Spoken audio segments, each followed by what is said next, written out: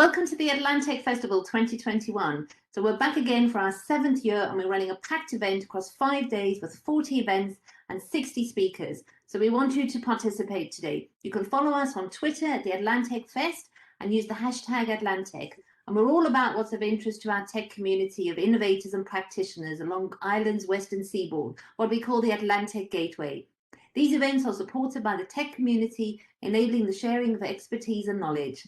My name is Andrea and I set up CyberPie to make sure that even the smallest of businesses have access to cybersecurity, and with a real focus on the practical and the human element. And I'm delighted to be here as your event moderator today. I'll be tracking your questions and you can use the Q&A function to join in the discussion. It's the 3 dots next to the chat. So as organizations embrace digital transformation, businesses are collecting, processing and storing larger quantities of data than ever before. And leaders must recognize that data protection and cybersecurity are primary drivers for a successful business in this data-driven age. So the Verizon 2021 Data Breach Investigations Report highlights how cybercrime has thrived during the pandemic. With an unprecedented number of people working remotely, phishing and ransomware attacks increased hugely. As businesses move more of their business functions to the cloud, attacks on web applications represent 39% of all breaches, followed by system intrusion and social engineering. So defending your business against advanced threats can feel like an insurmountable challenge. But is the name of the game preparation or prevention? What are the strategies to build resilience in the fight against advanced threats? And for the week that was in it, how will Ireland be rethinking cybersecurity? So allow me to introduce my panel, a league of cybersecurity gentlemen, if ever there was. John Brosnan has extensive experience across many areas of the IT security industry, both as a software engineer with Digital Equipment Corporation, HPE, and co-founder of his cybersecurity startup, Netfort. Under John's direction, Netfort built up an impressive portfolio of customers all over the world, including the US Navy, Washington Gas, Paddy Power, and the US Department of Treasury. In April 2019, Netfort was acquired by the US cloud security company Rapid7, and John remains with Rapid7 and is currently site lead of the Galway R&D group working in the areas of incident detection and response. Garrett Taylor is systems architect and engineer working on IBM's cyber security incident orchestration and response platform. One of his many areas of expertise is system architecture, and most recently he's been responsible for the orchestration and response engine of IBM's Cloud Pak for security. Paul Brady is Director of Information Security at Optum, part of United Health Group. In this role, Paul has accountability for the Business Security Office for the EMEA region.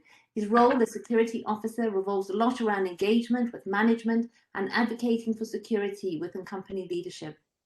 His work is to understand where the business is going so they can get the right security teams engaged early to help identify any potential risks. Last but by no means least, Sean Morris is Chief Technology Officer at TitanHQ, with responsibility for leading TitanHQ's product management, technology delivery, customer support, and security IT operations teams. TitanHQ is a Galway-based private equity-backed cybersecurity SaaS company, protecting a growing customer base of over 8,500 businesses worldwide. Before joining TitanHQ, Sean served as Senior Vice President of IT Enablement for Fidelity, where he was instrumental in initiating and leading transformational programs to drive DevSecOps and agile transformation for Fidelity globally. So to get to know our panelists and their particular area of cybersecurity expertise, let's kick off with their take on digital transformation and the role cybersecurity plays. So John, what are some of the challenges you're seeing? Thanks, Andrea. And for that bio too, by the way, I'm really sorry I know I didn't get my mum to dial in. She would enjoy that. But getting back to your question, digital transformation has been rising higher and higher on the corporate agenda because it is a necessity for companies to survive, to compete the scale. It is moving so fast and getting so complex that the risks of falling behind are increasing. Like just look at the advances in the areas of machine learning, 5G and IoT. Get more connectivity, more devices, more data, more applications online, accessible from anywhere. And the last 18 months has really accelerated this transformation. And talk about challenges. Like in order to keep the doors open, companies had no choice. The drive to maintain operations disrupted by COVID-19 has made it an even higher priority. All of a sudden, we're everybody working from home. not inside the corporate firewall, not in the office. We still need access to the data, the applications, the network, and remote work seems to have definitely exposed more vulnerabilities the attackers have taken advantage of. Remote access has been rushed a bit, sometimes misconfigured, sometimes unsecured, sometimes unpacked. Then you have people working at home, working in their kitchen. They receive an email before they'll be in the office, and they'd say to somebody next door, you know, should I click on this email or not? No, they're on their own. Or they go away for a coffee and they come back and one of the kids is buying something online. Just so much change over the last 18 months. It is not possible to connect everything together, but the last 2 weeks has really shown that connectivity is really a double-edged sword. And if cybersecurity is not the first item on the agenda, we will continue to have more and more serious issues like we've had over the last few weeks. Very quickly on some of the challenges, the traditional network is gone. The days of the big firewall and the old network. People, years ago, you go out to somebody and say, have you got a network diagram? And they'd say, well, I do, but it's a bit out of date. No, they don't even have a network diagram with cloud. The network is changing every hour. The attack surface is going like a weed, and we can't keep up. And then over the last 18 months as well, I think has increased the friction between IT operations and security. There's always been a bit of friction because operations have one agenda, that's to keep the doors open, keep the network running. And security is there trying to make sure it's done right. And sometimes they're seeing and slowing it down. And the last 18 months has increased this tension. And then they're talking about the lack of skills, security skills, just the lack of technical skills. Full stop, not about security. And it'll be interesting, I think, when things really open up again, how hard it will be to get people. I mean, we're going to go back to the days of big sign-on bonuses. You know, and the last thing I would say, it's very hard for the people out there, the buyer and the user. They're getting sold to all the time, really hard. Loads of expensive, complex products, point solutions, so much data. Very hard to find that actionable item, the thing they have to fix straight away. Like we're definitely currently doing business in a very insecure world. And cybersecurity must always be the P1 item from now on, for sure. It must be a process. Everybody must be involved. We're only as strong as our weakest link. That's definitely been shown in the last few weeks. Well, it looks like you've been busy. So, Sean, in your role, you're building security into products. What are your thoughts around risk and digital transformation? Oh, thanks, Andrea. I mean, it's anytime you make a change to your technology, which is kind of inherent to digital transformation, right? I mean, that's the underpinning and the driver. So you're changing things like your platforms, your products, your stacks, your skills, all those things together. The risk emerges around cybersecurity.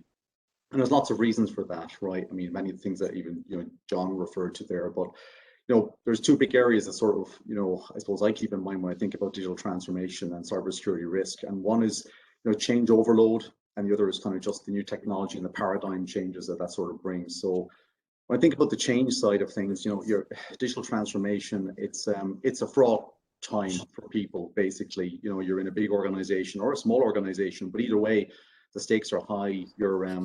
You're pushing for a big outcome for your organization. That's what transformation is all about.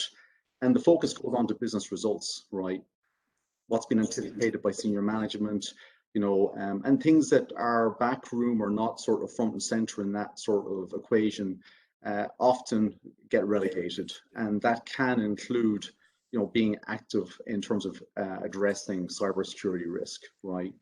And the second one, I suppose, going back to the sort of the technology paradigm thing, with new technologies, and the reality is technologies are constantly evolving sort of wavefront of change, right?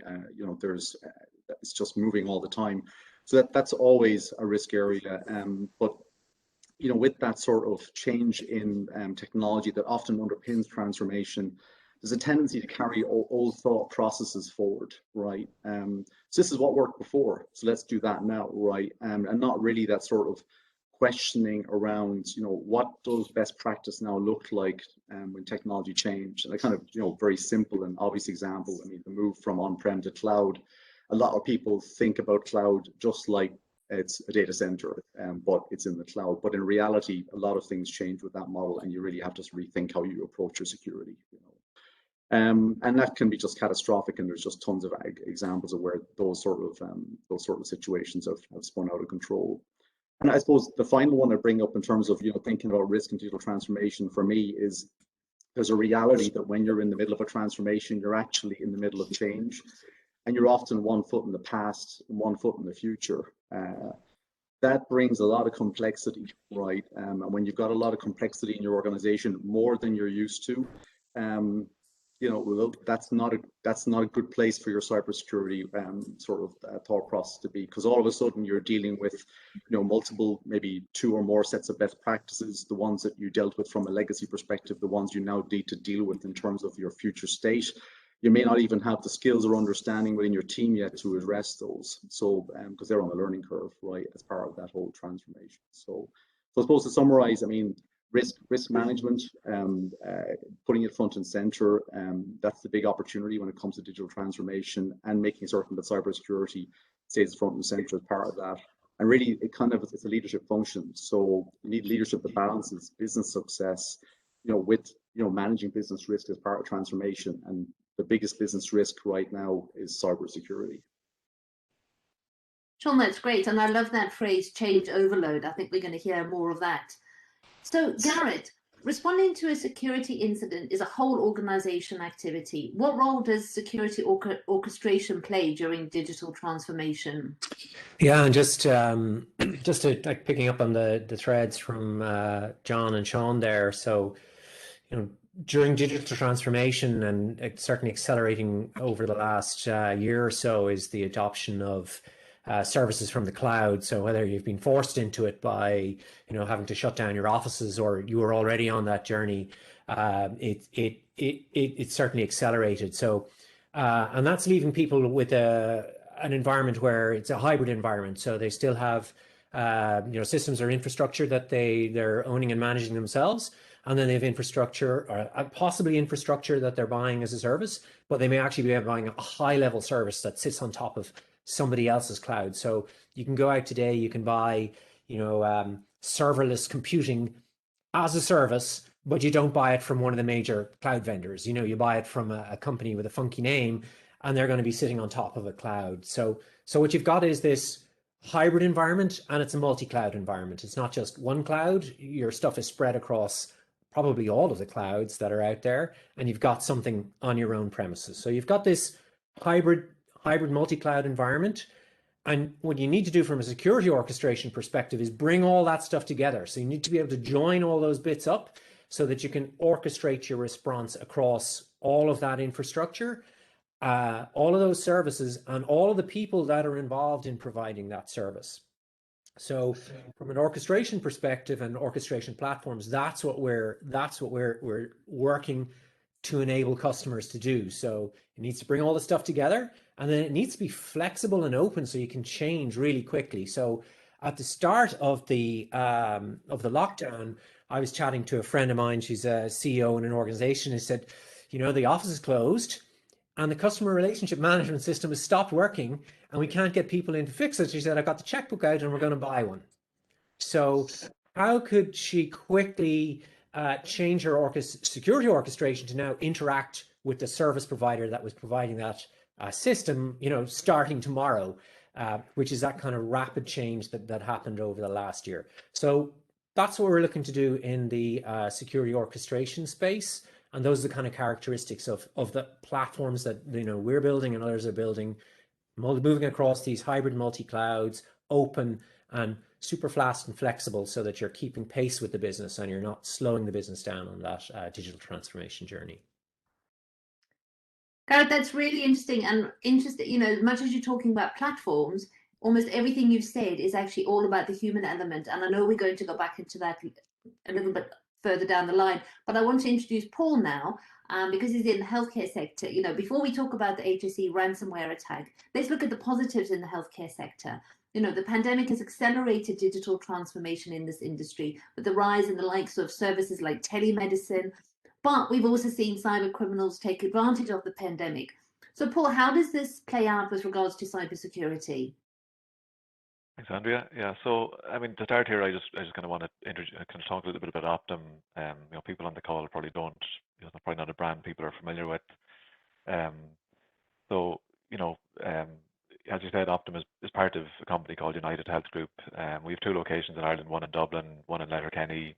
And United Health Group itself is one of the largest healthcare companies in the US, and we have operations around the globe, employ about 325,000 people globally, right? So when I say healthcare, as a company, we're involved in kind of nearly almost all aspects of healthcare, from kind of healthcare delivery, right, clinics and hospitals, to pharmacy, to health benefits, health insurance, wellness products, stuff like that, and obviously technology products as well. So as you were saying, right, when you think about healthcare, it's not an industry that you could kind of say has been disrupted to the same extent as other industries have been, like maybe retail, financial services. You can't really point to an Amazon or a Spotify of healthcare. So there's huge potential, and as you said, right, things are kind of starting to accelerate. Particularly since the pandemic. We've started to see telemedicine. Telemedicine has been out there, right, but we've kind of started to see it been more widely accepted, more widely adopted. Since the pandemic. For obvious reasons there. But I suppose when you think about healthcare is very complex, and obviously when you talk about data, right, you're dealing with very sensitive information.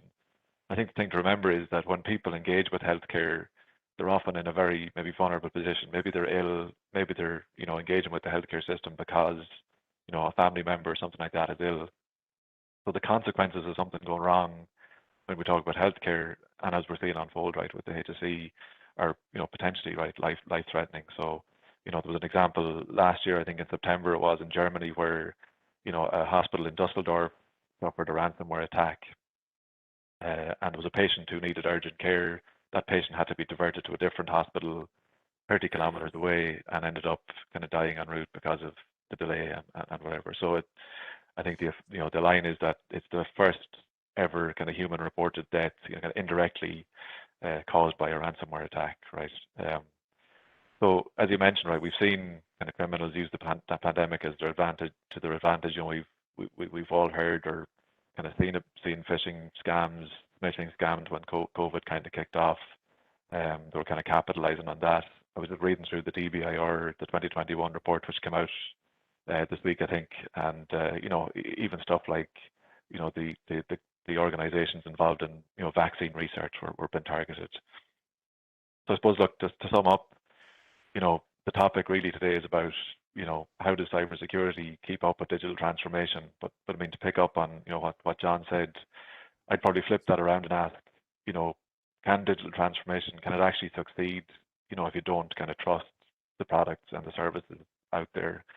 I suppose I'd ask everybody, would you use a service, if you didn't trust it or if you didn't think it was secure? That's it. And, yeah, John said that double-edged sword. I know over the pandemic, I thought it was brilliant being able to have a GP appointment online, but it comes at such a risk because you're not going to share personal data if you don't feel secure. So obviously that's a good segue into ransomware. We couldn't not talk about what's going on, whether it's the Colonial Pipeline attack or the HSE. And, with the Colonial Pipeline ransomware attack, the attackers accessed the business systems from which they stole nearly 100 gigabytes of data before they locked the computers. So they were in there for a long time. The FBI confirmed that the DarkSide ransomware gang was responsible. And we need to talk about the group's ransomware as a service affiliate model. The DarkSide have a code that excludes them from attacking healthcare, but not so for the criminals behind the HSE attack. And, did paying up pay off for Colonial? The sources are saying that the tool was so slow that the company continued using its own backups to help restore the system. The Irish government and the HSE came straight out and confirmed that they wouldn't be paying. But now what about the extortionism model of ransomware? So there's a lot to unpack here, especially with all the recent developments. So I'm just opening up the floor now to the panel. What do you make of these attacks and the developments this week? I guess, sorry, from my point of view, Andrea, like listening to the radio at 1 o'clock there, it's very upsetting hearing all the stories and what's going on. As if the health sector had not enough to deal with besides the pandemic, and this is that on top of them, which is just unbelievable. But one of the questions I would ask anyway, definitely looking back on it, is are we learning from the past? If you look back a few years ago, we had the WannaCry attack. That cost, I think they estimated the NHS in the UK 100 million. So that exposed or exploited a known vulnerability from Microsoft around SMB the server message block around Windows file shares. And it's interesting, we had a Net40 that, whatever, 6 or 7 years ago, whenever it happened, we had a US defense contractor as a customer in LA. And the guy, Matt, who looked at, there was about 300 people in the network, I think, on the company, sorry, but 2 guys in security. And one of the guys is Matt. Matt was a bit of a pain to deal with because he was always onto us, like looking for this, looking for that, and watching security. He was very vigilant, but he was using our product all the time, which is good. Like we would call him a promoter. So he came to us a year before WannaCry and said, I've seen a note from Microsoft that we should cease using using the version SMB v1 on our network, Windows file share. Can you guys detect that usage of that on our network? And we were there, oh my God, here we go again. So we looked at it, and it took a bit of work to follow that protocol and break it down and pick out that piece of information from it. Because it's a very complex protocol, but we had one guy at the time who was very good at that kind of work. So he wrote a decoder, we call it, for that traffic. And we did it. So he could put this on his network and say, here are the systems that are using this out-of-date vulnerable protocol, and update them and take them off. And he did that a year before the attack happened. And it's funny, you know, we were there like saying this guy is a pain, and we started marketing that when WannaCry hit. And that's the reason, like you said at the start, we had the US Navy as a customer. That's the reason they purchased. And it was his idea, not ours. But some of our customers updated their systems when WannaCry hit, before WannaCry hit, and they weren't impacted at all, and they knew it. And some people didn't. So that was a basic thing around ransomware, for example. If you are vigilant, security requires continuous monitoring. It's not enough to read a weekly report. Read about the new vulnerabilities as soon as possible, attacks, install on the new security patches, and update. That's one basic people should do. That's a lesson I think we should be learning. It's a process. You have to be vigilant. I was going to say, John, we've chatted before on this in some other ITAG sessions and things about getting the basics, getting the basics right and practicing your basics. And I think ransomware is such a fantastic thing to study. I mean, I love reading every time there's one of these new attacks. Just get into the details, see what they were doing. What happened to the poor folks who got caught, and see what did they miss, or what went wrong. So the thing we see folks is doing is getting a plan together that covers the basics, and they practice that all the time. So they're always practicing the basics, and those basics then become habits. So they're just doing it all the time. And maybe like some great sports teams, you hear them saying, we got to get the basics right, and then they exploit the opportunity that arrives, the rare opportunity. And if you're practicing, particularly like something like ransomware, take something like ransomware, apply that to yourself and say, how would we react to that? And sketch out your plan and start practicing it. And once you've all that stuff, and then if it does happen to you, the basics will come naturally, and then no plan survives, the contact with the enemy. You're going to have the time to think around the stuff that you didn't expect. And the one that I love from the ransomware stories is the negotiation. So who's your negotiator? So you get hit by ransomware. Who's your negotiation team? Who's your chief negotiator? Is that the first thing that you've thought about on your plan? Because DarkSide were great negotiators. They're gone now, but there's stories of them starting asking for $30 million, and folks have negotiated them down to $11 million. And even in that $11 million negotiation, it was part payment. So the guys said, we'll give you 5, give us back our systems. And when we get our systems back, we'll give you another 5. But hang on, we want to know how you attacked us, and you'll promise you'll never attack us again. So those guys knew how to negotiate. And I would say they'd already practiced their negotiation plan. They didn't hand up the $30 million. They basically said to the guys, we don't have that much money. So I would say, like that, get your basics right, and think about how are you going to deal with this, and how are you going to deal it across the entire organization. How do you engage that negotiation team? Does it involve finance? Does it involve legal? Does it involve the CFO? Are they all ready to go the moment that happens? So, I think the ransomware is such a really interesting area to start exploring those and practicing them yourselves. So.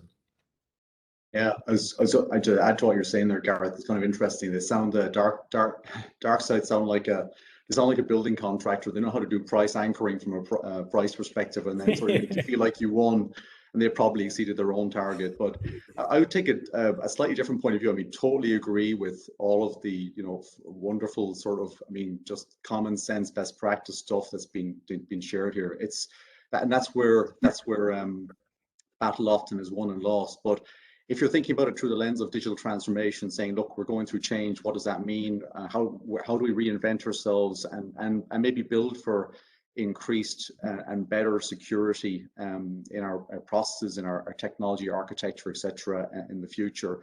One thing you can take from the current environment is that awareness has never been higher. Making a business case for investment has never been easier, because and I know there's a balance between fear and collaboration that we've talked about in other conversations this week, but risk management is a genuine thing to consider. And right now, I mean, this is not going away. I mean, we're not. I don't think we're at peak ransomware yet. Frankly, because vulnerabilities will continue to occur, continue to evolve out of new technology. Old ones will continue to surface that were never even known were there, and that's one of the, I think, the interesting trends these days, is that it's not just new vulnerabilities. It's like Microsoft Exchange as a vulnerability. Who knew, right, that had been around for ages? Some enterprising person, albeit with bad intent, found it, and now a lot of Microsoft Exchange, on-prem Microsoft Exchange servers, ironically, have been compromised. So leveraging the environment to get the investment, or at least the attention of your organization, and definitely investment ideally to drive those best practices, to bring on the right sort of support, whether that's through technology vendors or third party, to get the education rolling in your organization as a key part. Those are sort of all great things, but that's the opportunity, albeit it's a terrible time. And I think that the point's been made on the human element of the suffering that this stuff causes. We need to leverage it, leverage that awareness to help us move forward more strongly. And just to say, there's in the chat here, Salvatore's put, vigilance is important, but then there's always the unknown vulnerability that results in a successful hack. But a restorable backup that's not physically connected to the network, that's been rehearsed and documented in a disaster recovery plan, is vital. That goes back to what you were saying about the basics, Garrett. Ransomware would be much less of a threat. And then Michael's saying, what do we think about this double extortion? I mean, this is the next stage, which is just horrendous.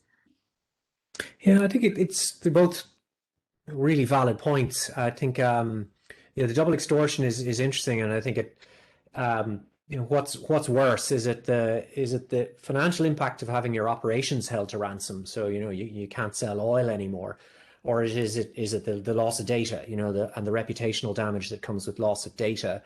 I guess this is certainly an opinionated view, but I think the reputational loss has diminished. So the largest of organizations have lost information. The big social network platforms have lost loads of information, but everyone's still on those platforms, everyone's still doing business with them. But if you lose your operations and you can't recover, your business is dead. So I think it's the financial one that really is the real kicker at this phase with the ransomware. Yeah, because I can't remember where it was. I think it was Norway. There was a psychotherapy counseling business, and what the ransomware was they then contacted the individual patients, and I think it was just something like €200, so we don't publish your stuff on the internet. So if the big organizations are stopping to pay up, they say, "Oh, we're not going to pay." It's all very well for them to say that, but if a little guy who's about to have his life laid bare on the internet, his most intimate details, I'd pay up €200 probably not to have that made public. Yeah, absolutely. Yeah. I mean, the point about the backup is definitely valid, and the only thing I would add to that is test the backups. Regularly test, audit it yourself, regularly do stuff. I mean, the other point is that if you look back at the last few months, it's very the other interesting point is that we like to look at the concentration of the flow of goods, that we're so much at risk. I mean, so first of all, the blockage in the Suez Canal by a big ship, which had nothing to do with security or ransomware, but it just, it stopped. they stopped the world for a few days, one ship on one canal. Then you had the Colonial Pipe ransomware thing, which is a pipeline carrying 3 million barrels of oil a day, and they started trying to move them by road and by rail, and that was a security incident. And then earlier this year, you had some issues with chip manufacturers in the Middle East of that, because we've got so few chip manufacturers in the world now. So any of these guys getting hit by a security incident, the impact is just unbelievable. Like it's like you're there really waking up in the morning and saying, "My God, the Suez Canal is blocked. What does that mean? That mean I won't get my bike in time or whatever." You know, it's just. Okay. And I think the other thing Let's is talk maybe about just to some of the. sorry, Andrew, no, just one quick one on that. Just on that question was, there's always going to be kind of unknown unknowns, but that shouldn't kind of stop you getting started. I think I was listening to Dr. Jessica Barker on Monday, and she was talking about how sometimes kind of perfect is the enemy of good. So I've seen lots of teams kind of getting bogged down with that, but you kind of have to get started. I think to Garrett's point, just practicing, figuring out what could go wrong, and then kind of practicing and kind of refining that plan is a good place to start. That's it. So, let's talk the practicalities now. What about the SMEs, the smaller organizations? What are their options? And is this, one of the main roles of the managed service provider? Is their role like more of an interpreter? And, how are the SMEs managing with the costs of this? I mean, I know SMEs, like it's I think it's really tough we were an SME, and every penny you spend, especially when, like, over the last 2 years, you're looking at, and somebody wants, like, if somebody came into me and wanted to buy something years ago, I would look at it really hard, and because things were very cyclical up and down, and you were looking at the bottom line all the time. But just getting back to some of the points the guys made, for SMEs, I would definitely be looking at the basics. I mean, so imagine you're there some Friday afternoon, Andrea, you're at home, you're the CEO of an SME, a small company, and you're just sitting down after a tough week, and the steak is ready on the table and the red wine is open, and your security guy calls you and says, "Ransomware attack." And the first thing you would think of is, well, what's the first thing you're worried about? So that's where I would spend my money. The most important data, where you're most vulnerable. And that's, like Paul said, at the most vulnerable stuff. And you do the basics. You just have to, you don't have to be perfect. You have to be just stronger than the guy next door.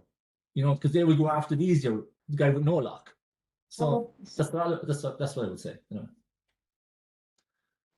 I think we see certainly on the managed service providers being key for that part of the business, for our part of that market. So they provide a couple of things. They provide the skills and the expertise that are so short, that are in short supply in the market. So if you're going to the market looking for those security expertise as a staff member, it's going to be really hard. It's going to be really hard to find that person. So managed service provider is going to be the person who can provide that. I think on the back to digital transformation, I think the great thing is there's a huge, where are you going to get that managed service? Well, now it can come from anywhere, right? It doesn't have to be local. It doesn't have to be Europe. It could be anywhere in the world. So there's great opportunities there. And I think certainly we're seeing a lot of growth in that market, really rapid. So the managed service providers are there's more of them out there, and they're doing more and more business. And that's how small businesses can get their hands on the good technology, because the managed service provider is basically buying and operate using that to give them the service. So, and they have the skills. And the third thing there is they're practicing it all the time. So managed service provider, I think John, you had a great example there where something that one of your customers came up with, you were able to give that to all your other customers. So you're benefiting from the fact that there's a whole market of other like-minded, like-sized customers being serviced by your managed service provider. So you're getting all that as part of your package. So I think that's definitely a place to be looking if you're small, medium-sized enterprise. Yeah. And sorry. Angela, the other thing I would say about, like, like embrace simplicity, you know, keep things as simple as possible. Security is a chain, and like if you know, the weakest thing created, the simpler it is, less links you have, you know, and you know, the whole focus on say passwords and the strength of them and managing them in a small organization is very important, for example. So you know, do the basics again. Yeah, So that brings it back to the human element. Sorry, do you want to jump in there? I was just going to add to John's point there, Andrea, which is that, I mean, I couldn't agree more on the simplicity thing. I mean, when you're doing digital transformation, the opportunity is there to actually simplify, not, you know, drive complexity out. And, you know, simple things like, I mean, I take a simple example for ourselves. You know, we've essentially eliminated anything on-prem at all, right? That just, you know, I kind of joke about it, that all our IT needs on-prem is a Wi-Fi hotspot for anyone who's in the office, which is obviously not a lot these days. But the more you take out anything that's sort of complex, you're just eliminating risk, and that sort of applies to every aspect of it. It gets quicker and easier. And the big advantages that SMEs have and can leverage from their MSPs as partners is they're not always carrying a lot of legacy, and it's light. And you know, big companies have the exact opposite challenge, which is it's like turning that big ship in the Suez Canal, right? It can take an awful long time, and an awful lot can happen during that time. The small company, really, the SMB, the big opportunity is you can be at least nimble, and you can jettison stuff like that story about the person just, I'm going to buy a new CRM system, let's go, right? There's that opportunity to respond quickly and not have the luggage to carry with you. So maybe that's the advantage that they take to the table. And that was like, Sean, that's one of the big issues for the HSE, for example. The legacy is huge, was huge, is huge. I mean, what they have to deal with the legacy systems they have, massive problem. Yeah, and I mean, they say that human error is one of the biggest problems in the healthcare industry. And then that takes us on to talking about this human element. So when the SMBs are feeling overwhelmed, 85% of breaches involve a human element. So you don't need tech and money. A lot of that is just down to the basic human. You know, the biggest threat in the industry is the social engineer, actors who can craft a credible phishing email, and then, you know, they're absconding with the credentials data. And are we getting this blend of human and tech right? We heard from Dr. Jessica Barker earlier in the week of the importance of the human element and collaboration over fear, and, you know, focusing on the positive and the social incentives and the power of social proof in terms of how people behave. You know, what are you seeing out there? Do you think we're getting it right?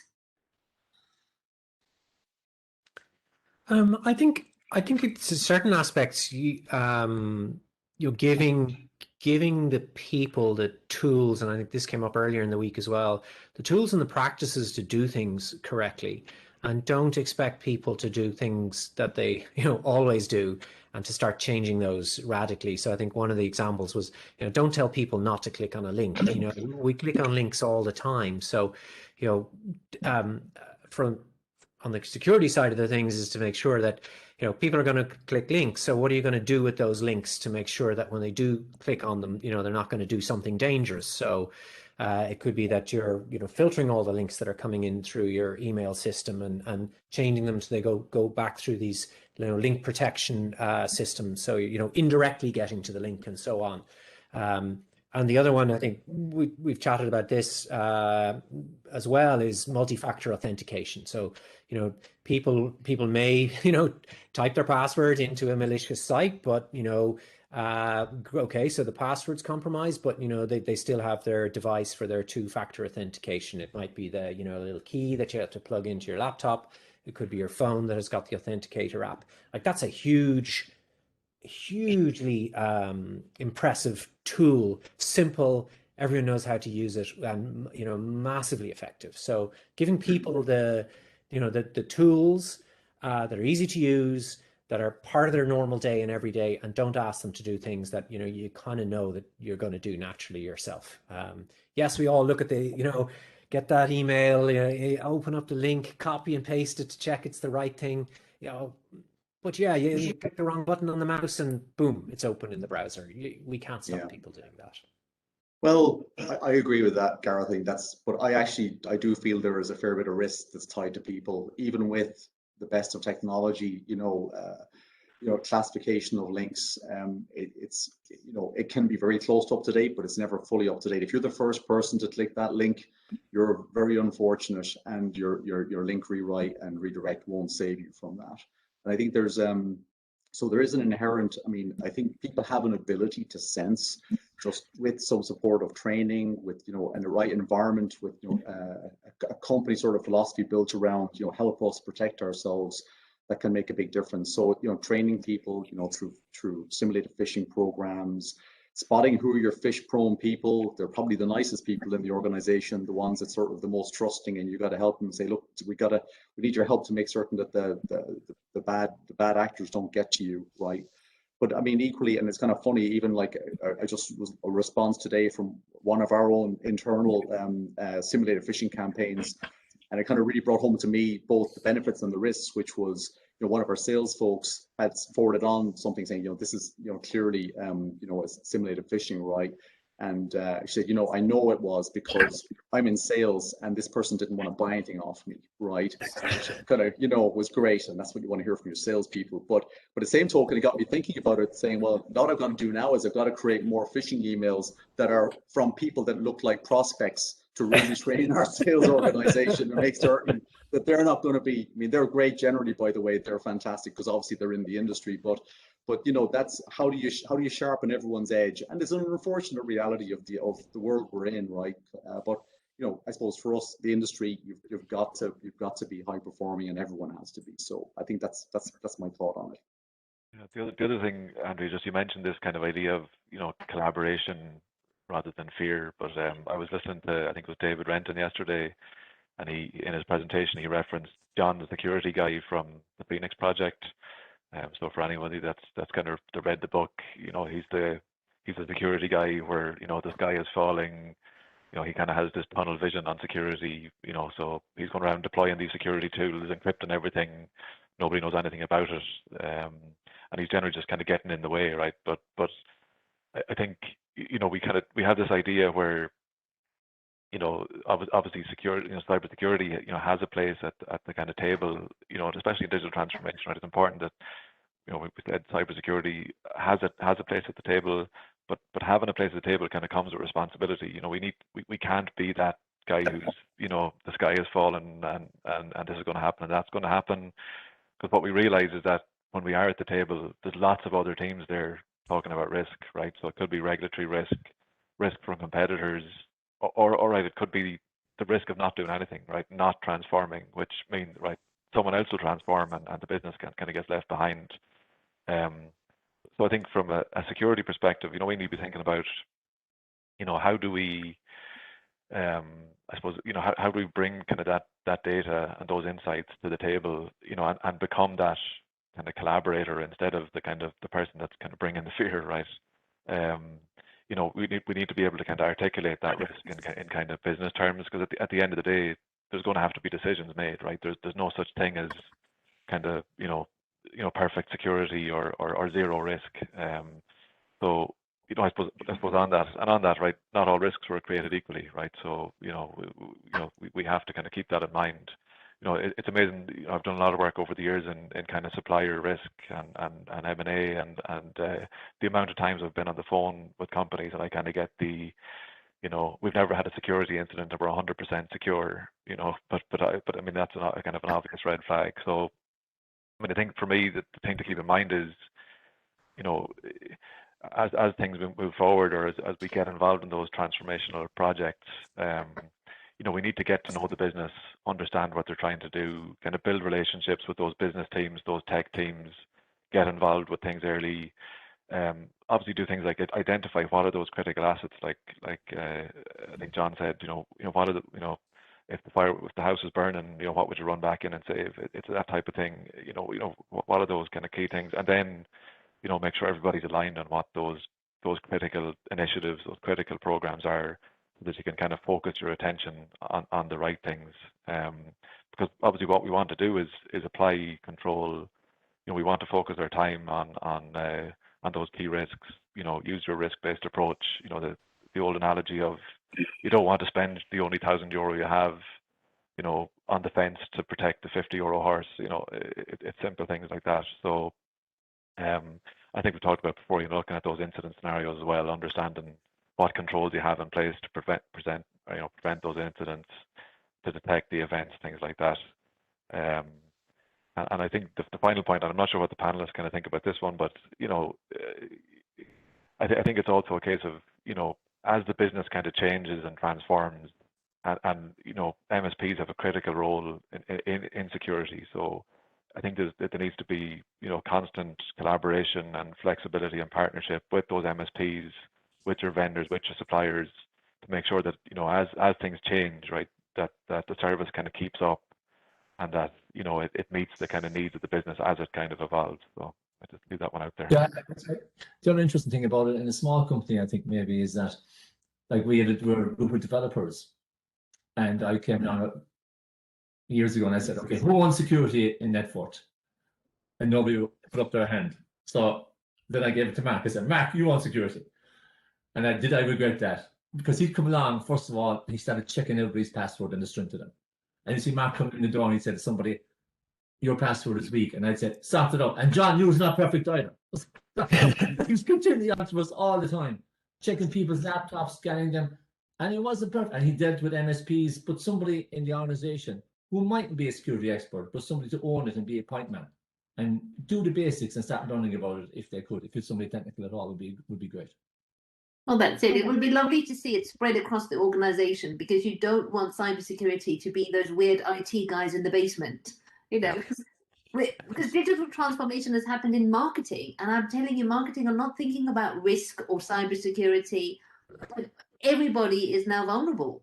Yeah, absolutely.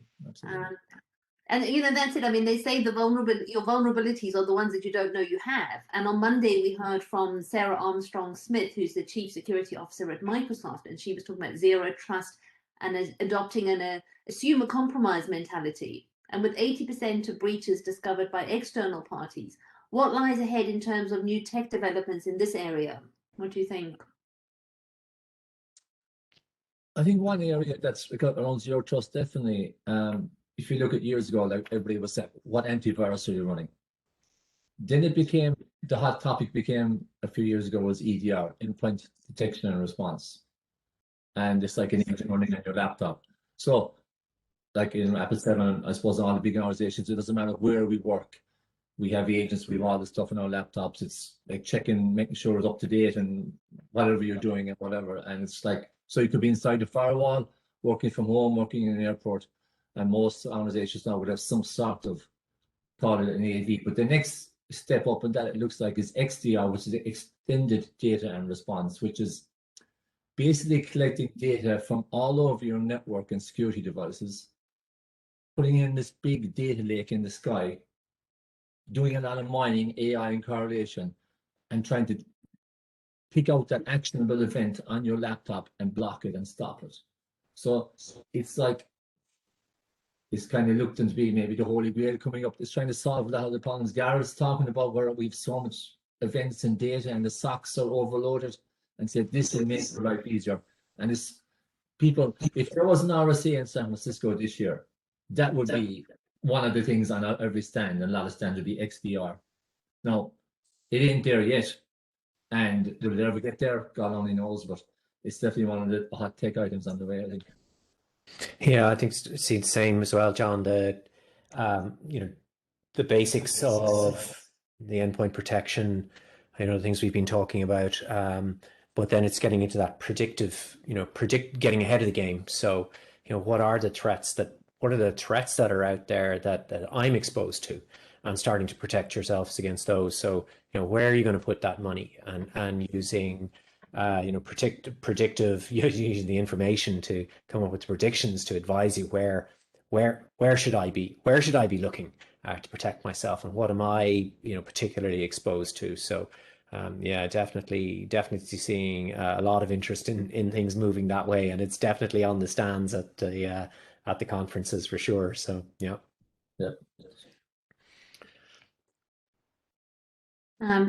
So before we hand over to the audience, do you want to each share your one piece of sort of sage advice around an area of cybersecurity that definitely needs rethinking?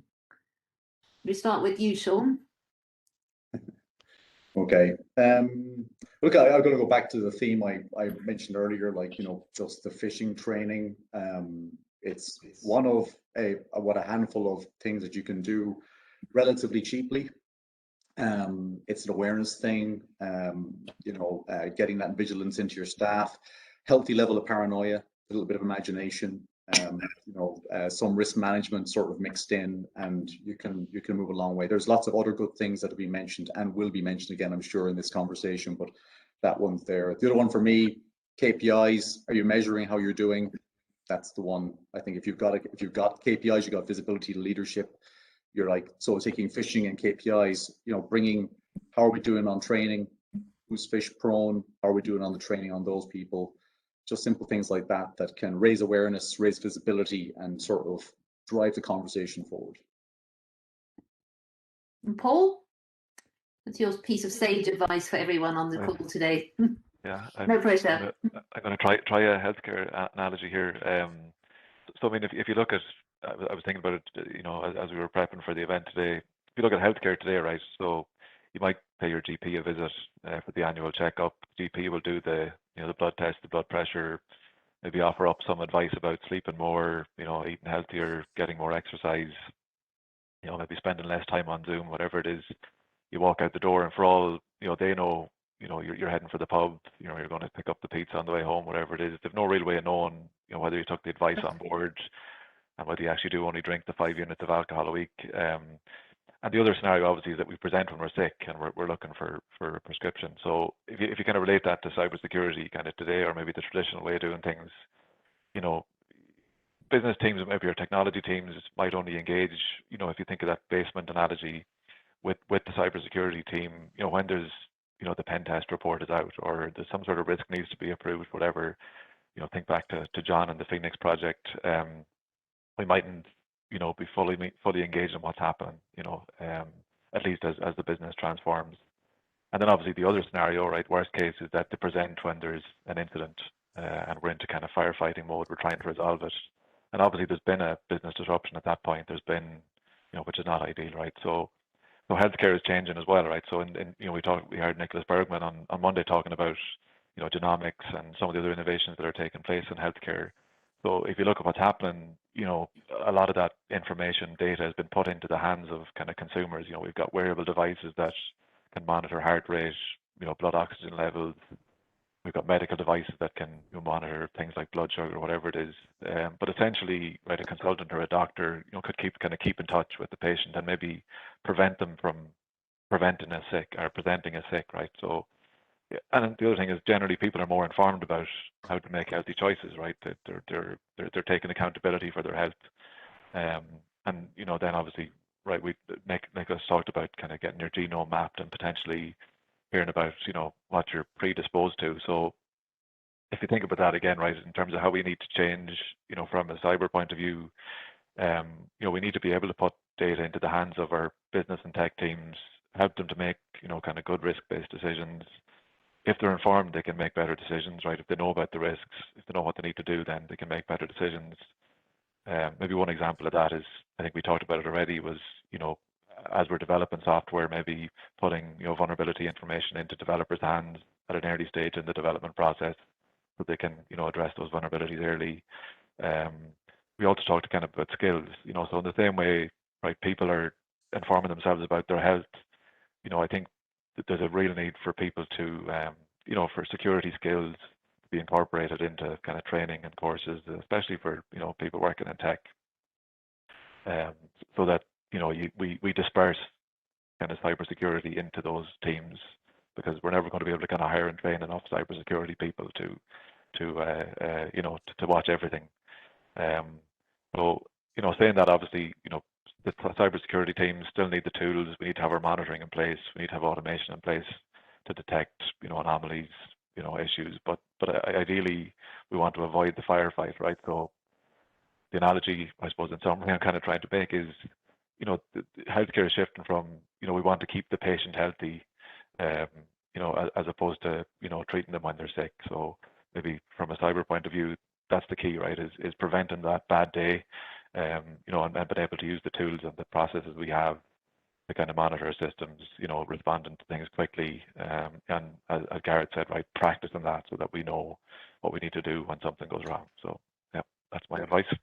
That theme of education keeps coming through. So Garrett, what's your final parting words of the sage advice here? Yeah, I think I said it earlier, but I think the reputational loss is probably not so important anymore. It's about thinking about what happens if your operations are being held to ransom. So somebody's got the keys to your office and they're not letting anybody in, or they've got the key to your shop floor and nobody's able to make any goods. So if you think about it that way, and then how are you going to have that plan, and the people have planned and practiced how you're going to deal with that. And it's certainly in the case of ransomware, it's definitely not going away. It may yet, but how are you going to negotiate your way out of that? So if you haven't already got that plan and those people lined up, that would be the thing I would be working on, starting today. And one other thing is, I would definitely take the advantage of the crisis and use that to drive digital transformation. So moving your infrastructure that you manage yourself out into the cloud and sharing that responsibility with, whether it's managed service provider or a cloud provider, is a great way to share that risk, take advantage of things like John had said, other customers' insights that you'll benefit from, and also also just the flexibility that if you're old tech, you're now getting onto the same playing field as new tech, who have all that flexibility, be able to move around and move dynamically in that cloud environment. So get ready and be practiced if you're going to get hit by ransomware, and at the same time take advantage of the fact that this threat is out there to make that business case for more digital transformation in your organization, if you're not already doing so. Every cloud, hey. And John? Yeah, I mean, kind of following on from what Garrett said there, and actually it came up during the week where somebody said in one of the talks, like, security is a process, not a product. So I was there like, where have I heard that before? And I did a Google. So then I came across very quickly, if anybody looks, just Google security as a process, you come up with an article by Bruce Schneider. So Bruce Schneider is an interesting character. He's been writing on security for years, and he writes on all aspects of security, and he's very controversial and very outspoken and very easy to read. He's like, people should follow him. He's a newsletter that comes out every week. Okay. So he wrote in his article, I just read out two lines from his article. He says, if we've learned anything from the past couple of years, it's that computer security flaws are inevitable. Systems break, vulnerabilities are reported in the press, and still many people put their faith in the next product or the next upgrade or the next patch. This time is secure. So far, it hasn't been. Security is a process, not a product. Products provide some protection, but the only way to effectively do business in an insecure world is to put processes in place that recognize the inherent insecurity of the products. The trick is to reduce your risk of exposure regardless of the products or patches. And it's interesting, that was written in April 2000, 21 years ago.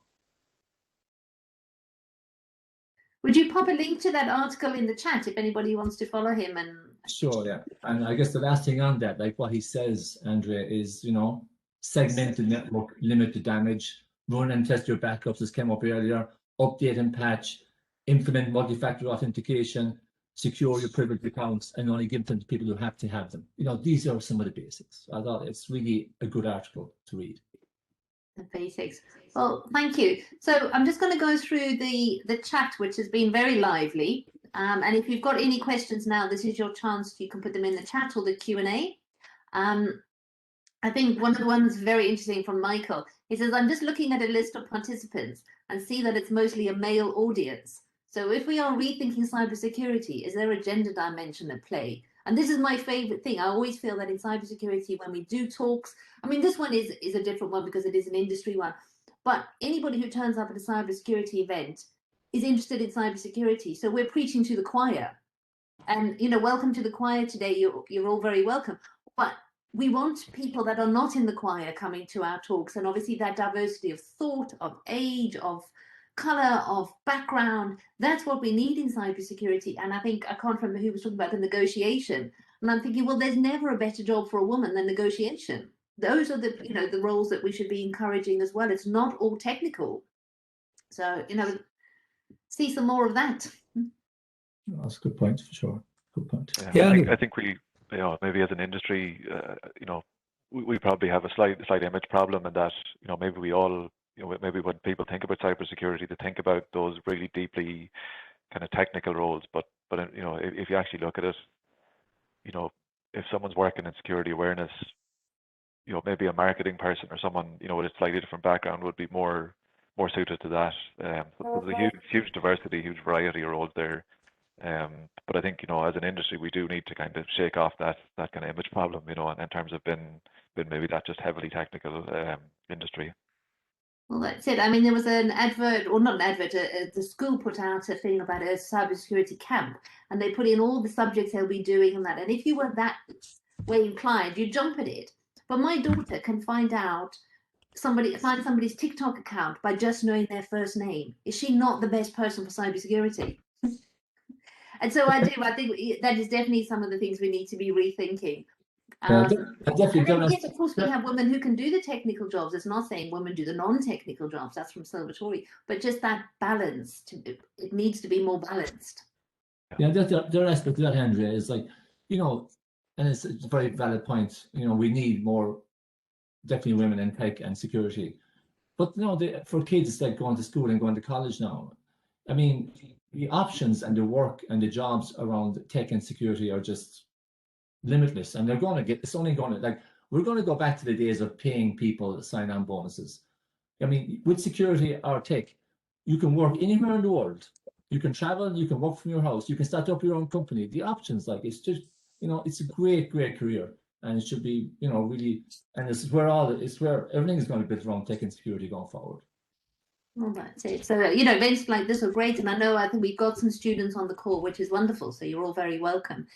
So it's time to wrap up now, and apologies, you know, if we couldn't get to all of your questions, but I just want to thank our wonderful panel of experts. And in amongst all the doom and gloom, one thing is clear, and that everyone is a target, but not everyone has to become a victim. Cybersecurity is very much an industry where you live and learn. And, you know, if anybody is looking for a job, we heard today that the Queen is looking for a head of cybersecurity. So I just want to thank the audience for their fantastic engagement, the good, and, you know, good conversation was had all round. So remember, we're live all week. There's some more sessions tomorrow with the AtlanTec Festival. You can sign up at atlantec.ie, and don't forget to follow us at AtlanTec Fest. And who knows, hopefully we'll all meet again in person next year in Galway. So signing off and say thank you. Thanks, folks. Thank you. Thanks, everybody. Thanks, everyone.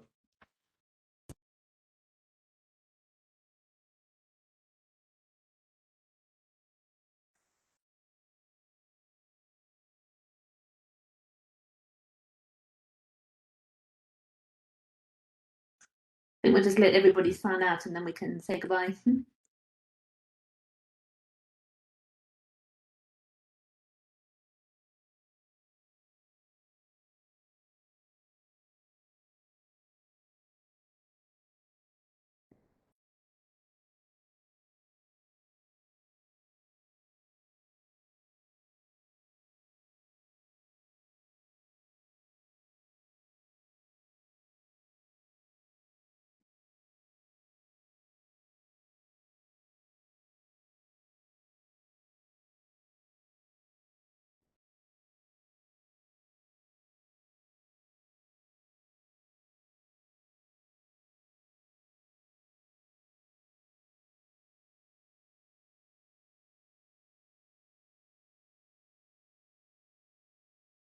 Couple more.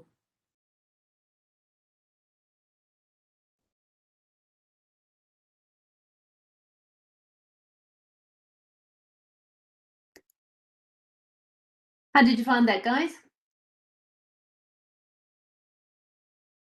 Thought it went great.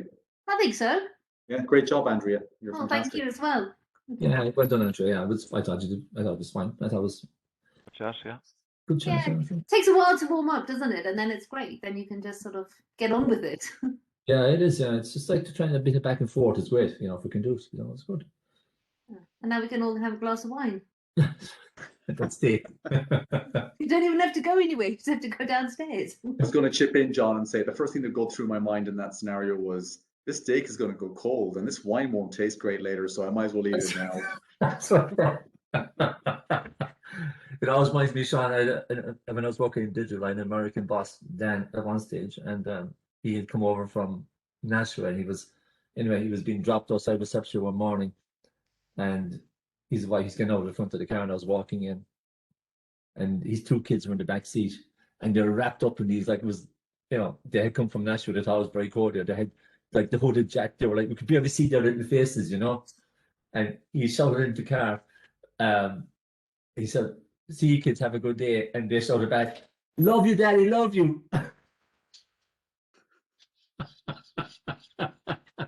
And off he went. Right. Anyway. Right. Have a lovely evening and thank you. See you next time. All right. Well done, Talk soon. Bye, guys. That's it. Bye, everybody. Guys. Bye. Nice talking to you. Yeah, cheers. Bye.